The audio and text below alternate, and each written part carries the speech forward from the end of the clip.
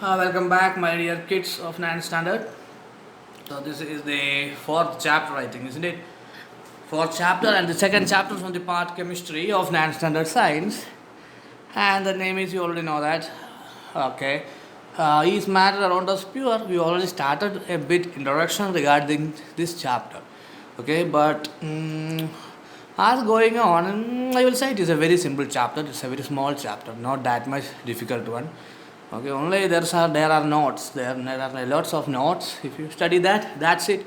There is no numericals. There is nothing very difficult regarding this chapter. You already know what is matter, and you know what is a pure substance and what is impure substance. Impure substance is also called as mixtures. Okay, pure substance is one which is made up of only one kind of particle.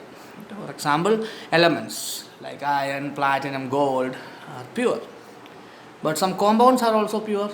In the case of water, in the case of carbon dioxide and all, they are also called as pure because it contains only one such particles. Okay, water means H2O. Only H2O is there means it is pure.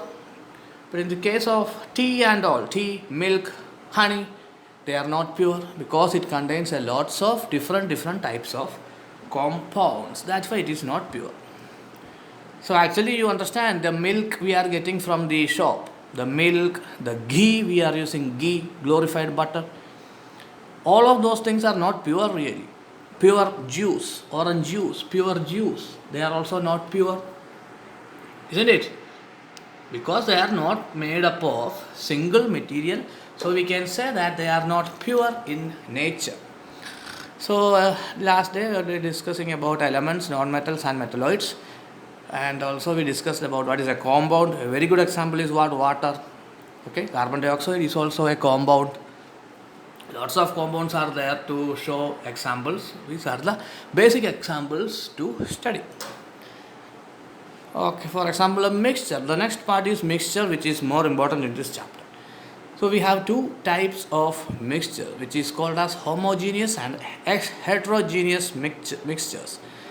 So a very good example for a mixture is salt water. Salt is added into water. Can we say it is a pure? Because it contains sodium, it contains chlorine, it contains other impurities, it contains water also. So we cannot say that it is pure. Okay, it does not contain single materials. Okay, it contains sodium chloride and also H2O, NaCl and H2O. So we can say that it is not a pure matter. Come to the next, homogeneous mixture.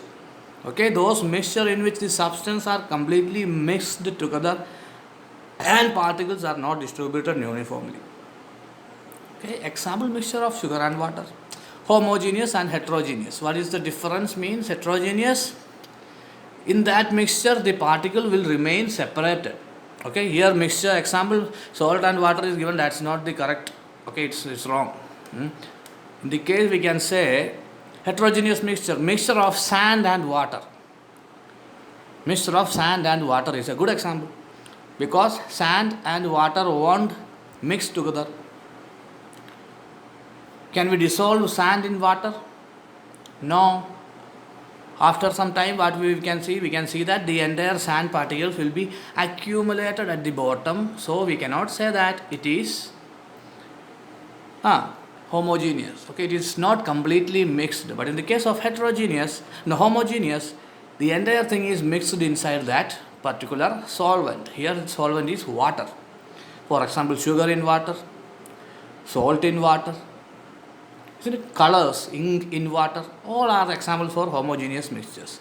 Heterogeneous mixtures means it won't be, it will remain separated even if we are mixing it, it will remain separated. If you closely look means we can see that particles inside that water.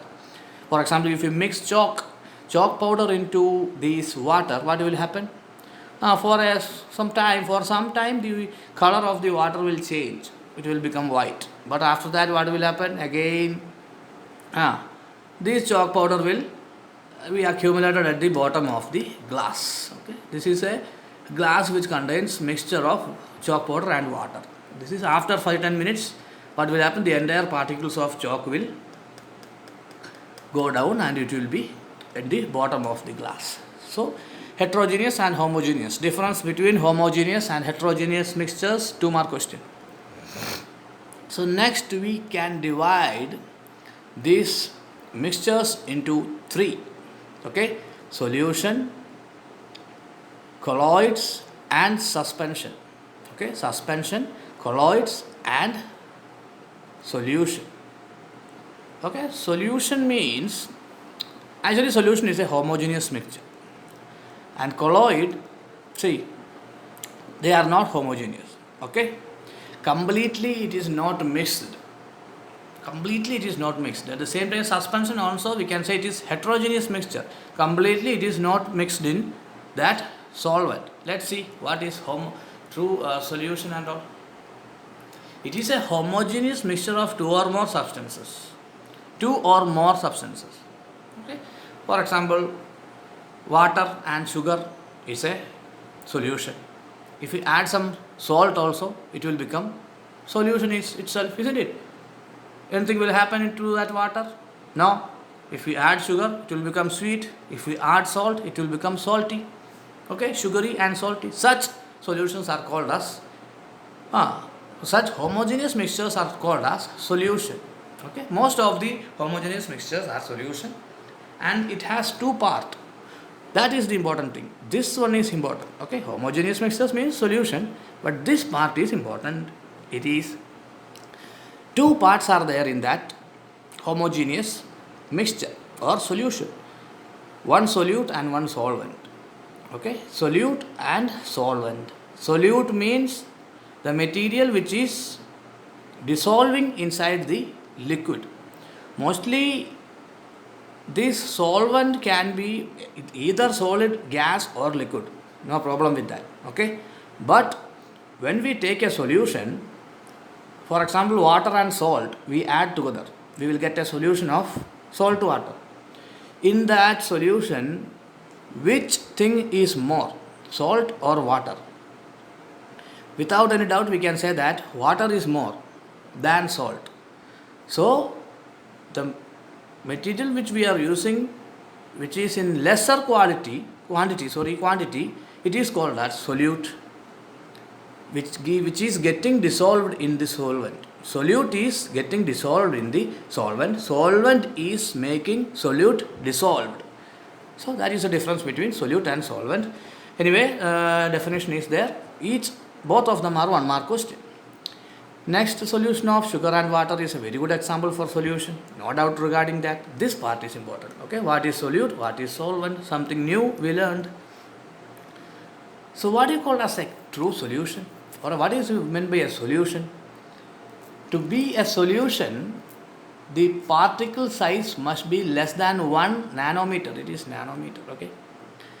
The particle will show Brownian movement, means the movement of here going here and there, that is called as Brownian movement, and Tyndall effect also it will show.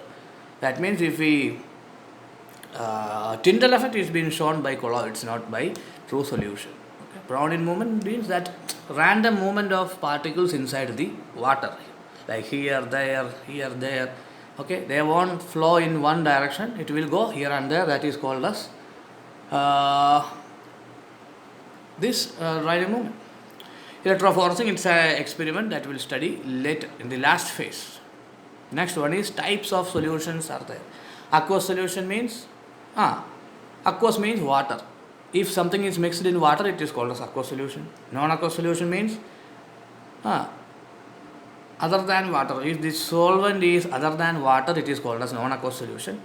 Saturated solution and unsaturated solution. What is saturated solution? It is a solution in which no further solute can be dissolved. That means at a particular level, if we add more salt into water, at a particular level it won't dissolve. That particular level is called as saturated solution. Unsaturated solution means again we can add the solvent into that. Not solvent, solute into the solvent. Still it will get dissolved into the solution. Okay. These are all simple definitions. Okay, first you study this definition, then you will understand easily. There is no explanation for this directly. Its explanation is its meaning itself. Okay, 1 mark question.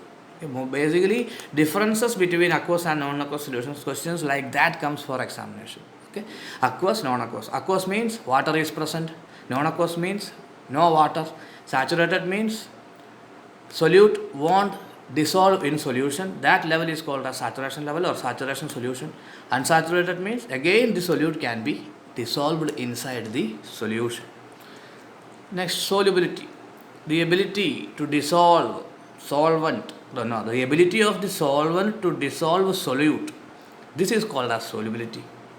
That means if you take 100 ml of water, okay, and if you are starting to put salt into it, 1 spoon, 2 spoon, 3 spoon, and we are stirring the water, and it is getting dissolved. But at saturation level, the salt won't dissolve. Okay, that level is known as solubility. The maximum amount of solute which can be dissolved in 100 gram of solvent at a specific temperature is known as solubility of that solute. That's a particular equation for this. That is also 2-mark question. Okay, so also a definition. You want to study that, 1-mark question. Next one is colloids. Another type of thing in which the size of the particles is a bit more bigger, like 1 nanometer to 100 nanometer it will come. Understand, the particles which is dissolved in the solvent, its size is not too much big, it's a bit more bigger than the solution. Okay, such liquids are known as colloids. For example, blood. Okay, the size of the solute particles is 1 nanometer to 100 nanometer. Nanometer means 10 raised to minus 9 meter. It's a very, very, very small size. Okay? Such solutions are such liquids are known as colloidal solutions, and in this colloidal solution, the size of the solute, not the solvent, okay, the size of the solvent always it is very, very small. The size of the solute is very, very, not very, very small. It ranges between 1 nanometer to 100 nanometer, and very good example is the blood inside our human body. Okay, this is traces of blood. I don't know if it is blood or not, but it looks like blood. Last one is the suspension. A very good example is salt water added into, not salt, sand added into water, or chalk powder added into water, or mud. Okay, mud added into, not mud, that soil added into water. So suspension is a heterogeneous mixture in which small particles of solid are spread throughout a liquid without dissolving in it. Actually, this mud if we put soil inside water, actually it is not getting dissolved. Okay, the soil is very small particles of sand itself. Understand? It's very, very small particles of rock. In 8th standard geography already studied this. Okay, 8th standard geography, like when we are studying about rocks, lots of rocks are there, isn't it? Porous rock and porous rocks, igneous rocks, I forgot about that. But actually this mud is what, or mud water is what? The entire soil is not dissolving inside the water. Okay, only a small amount of soil, it becomes very, very small particles. That's it. When we mix it, it will move here and there, and it will give that color, brown color to the water. But after some time, what will happen? The entire thing will come down. Such solution is called as suspension. Suspension means actually the particles are suspended inside the soil. Suspended means hanged. Understand? Hanged. But here it is not hanging really, but they are moving here and there in that solution. Such solutions is known as suspension. Example, mud water. And it's a heterogeneous mixture. It won't be completely mixed with each other, and the size of the particles will be above 100 nanometer. And the last part is a simple part. It is simple part regarding the separation of these things, and this part will be important in this chapter. Okay, separating all these things. What you want to do? Just you want to write all these separating method. After that, for each we will go off with the definition and all. Something happened with the zooming. Okay, it's getting back. Okay, fine. So these are the different types of separations which we want to do, or which we want to study in this chapter. Okay, basically you studied about different types of mixtures, isn't it? You studied that we cannot separate elements because they are uh, unseparable. For example, iron means iron, we cannot separate this iron because that's the smallest part of iron. But in the case of solutions or mixtures or colloids or these suspensions, we can separate it, isn't it? For example, you studied just a very good example is separation of salt from water. How it is done? Just add salt into water, stir it well, just heat it. Evaporation will occur or boiling point reaches and the water will become water vapor. And what is remaining in that small vessel? Only what? The crystals of salt. I think you studied that, isn't it? Such process is called as evaporation. So there is a lots of method. See, lots of methods are there in this textbook. This we will study in the next class. Okay. By next class, I think this chapter will be finished. I will give today itself. I will give. You want to write it neatly into your science notebook. Okay. This chapter is regarding only with notes. Too much application level questions won't come. Okay. Regarding this part, some application level questions will come. For example, if you have sodium chloride, we want to separate sodium chloride from water. Which method we want to use, like that. Now you want to understand. At the end of the chapter, you will be able to understand that. Okay. So I think that's enough for today. We will finish tomorrow. Okay. It's to 9 or 10 processes are there total. One process is not included here. Anyway, tomorrow we will finish it with notes also I will give.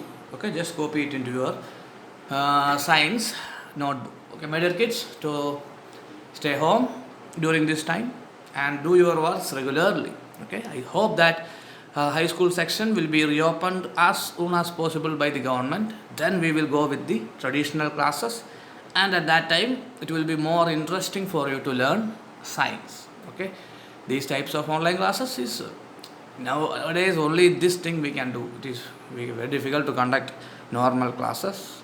Anyway, don't worry. One more year is there. When you are in 10th standard, all these problems will be solved and you will be very good students during that time. Okay, my dear kids. So, stay safe, stay at home, and till then, goodbye from this part of the world. Mithun Raj signing off from this part of the world. My dear kids, stay home, stay safe, eat good food, drink a lot of water, and stay safe, stay healthy, stay at home. Bye bye, and Jai Hind.